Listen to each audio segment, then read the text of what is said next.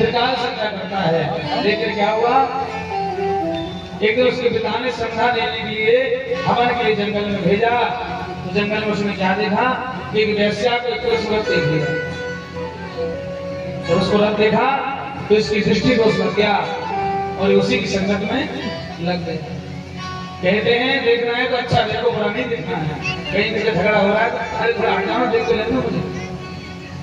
और कहीं किसकी बुराई हो रही है, बहुत शोर मचा रहे हो, तुम तो ले लो, मुझे क्या है भैया, इनका भी दोष लग जाता है।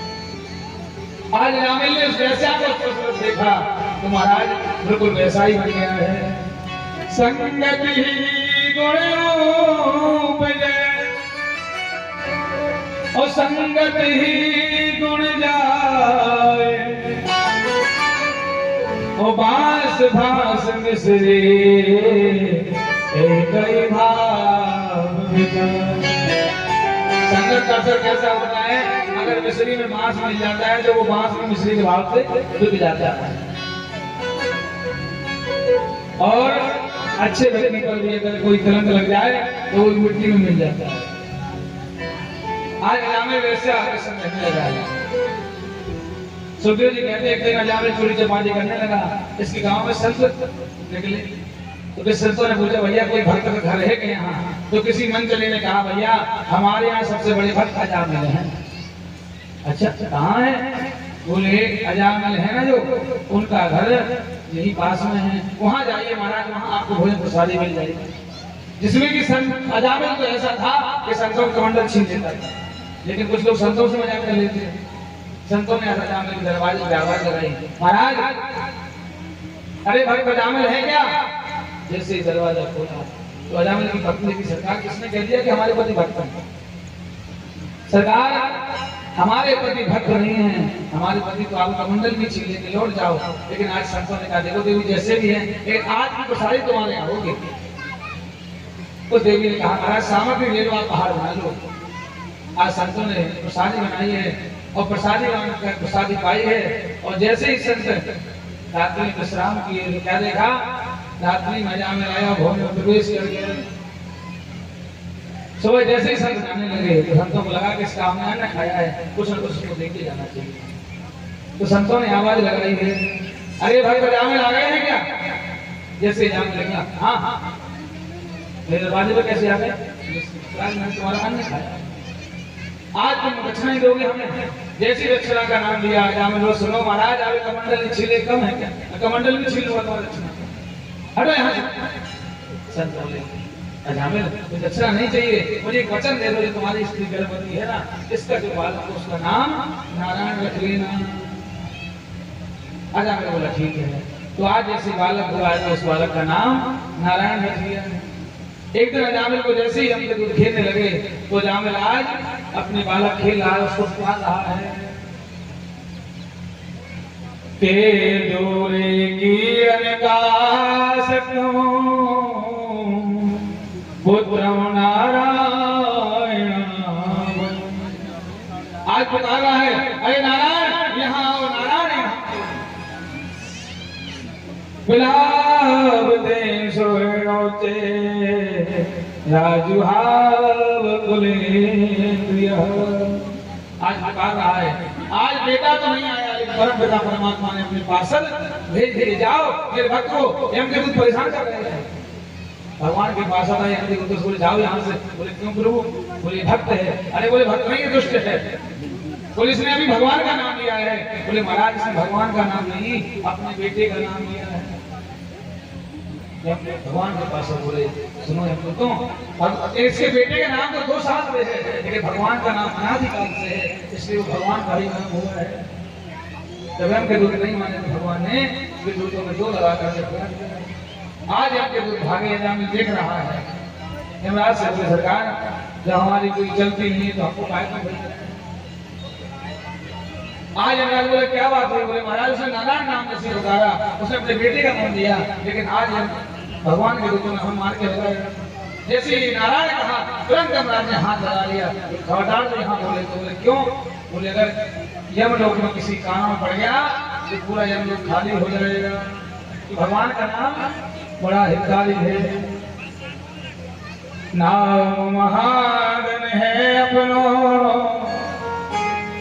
नहीं दूसरी संपत्ति और क्योंकि भगवान का नाम ऐसा है। आज रावण ने जैसे भगवान का नाम लिया तो आज भगवान के रूप में रक्षा की है। सांगेत्यं परिहास्यं स्तोमो हेलनमेव वा। कहते भगवान का नाम जब हास्य लो तो चाहे हास्य लो, लेकिन भगवान का नाम मंगलकारी होता है। और गोस्वामी महाराज भी कहते हैं भाई को भाई अनक आलसो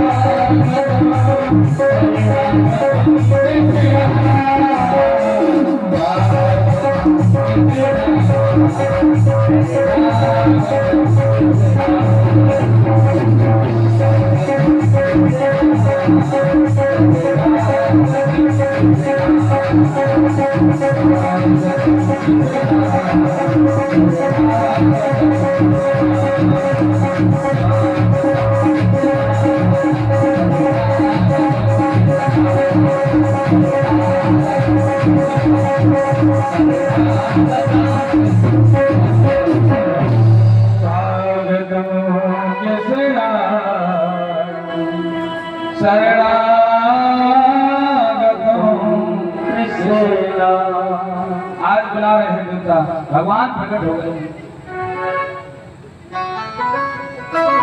आज भगवान प्रकट हो गए, चतुर्भुज नारायण रूप में प्रकट हो गए हैं। भगवान देवती से बोले माँ में आ गया। बोले क्या बन गया है? बोले बेटा, बोले 4 आंख वाला बेटा होता कहीं 7 फुट के होगा तो मुझे लंबे। बोले माँ क्या करूं? बोले सबसे पहले 2 भुजाओं का अंतर ध्यान करो, 2 भुजाओं का अंतर ध्यान करो। बोले माँ और? बोले अब छोटे से बालक हो जाऊं। सारे पहरेदार सो रहे हैं, सब सो रहे हैं, हकड़ियां सो रही हैं, बेड़ियां सो रही हैं। भगवान बालक बन गए। बोले प्रभु अब रोने लगो। बोले माँ बस रोना नहीं आता। बोले क्यों? बोले रुलाना आता है, रोना नहीं आता है। बोले प्रभु अगर संसार में आए हो तो भक्तों को बहुत रुलाता हो, अब तुमको रोना तो पड़ेगा क्योंकि तुम बालक बन के आए हो। भगवान बोले माँ रोना नहीं आता, बोले रोना सीख लो। आज भगवान रोने लगे हैं, सारे पहरेदार सो रहे हैं। वसुदेव जी ने देखिए जयकारा अभी क्यों नहीं लगाएंगे? क्योंकि अभी भगवान कंस के कारावास में हैं। और अगर जयकारा लगा के कंस झटके तो जाने ही देगा, बट आप लोग भी रात में ही रहो, है ना? हम तो आप लोग ही भलाई कर रहे हैं। आज वसुदेव जी महाराज ने सूप में रखा है। और आज लेके जैसे ही हथकड़ियां खुल गई हैं, बेड़ियां खुल गई हैं, पहरेदार सो गए हैं, आज जेल से बाहर निकल गए हैं। जैसे ही बाहर पहुंचे तो आकाश को लगा है कि देखो मेरे गोविंद आए हैं, मैं क्या करूं। तो वो आज रिमझिम रिमझिम वर्षा कर रहा है।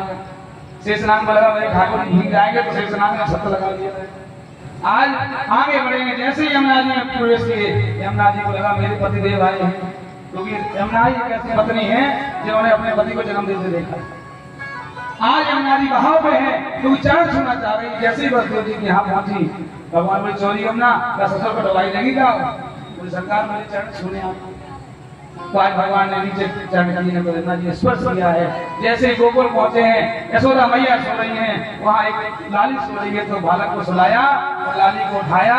और जैसे कंस के कारावास में वो कन्या आई और जैसे देवकी मैया के हाथ में पहुंची, हथकड़ियां पड़ गई हैं, बेड़ियां लग गई हैं, पहरेदार जग गए हैं। और आज वो कन्या रोने लगी है, कंस भाग के आया है। जैसे इस कन्या को देखा, वो बोले तो कन्या है, लेकिन क्या पता इसका बेटा मेरा काल हो।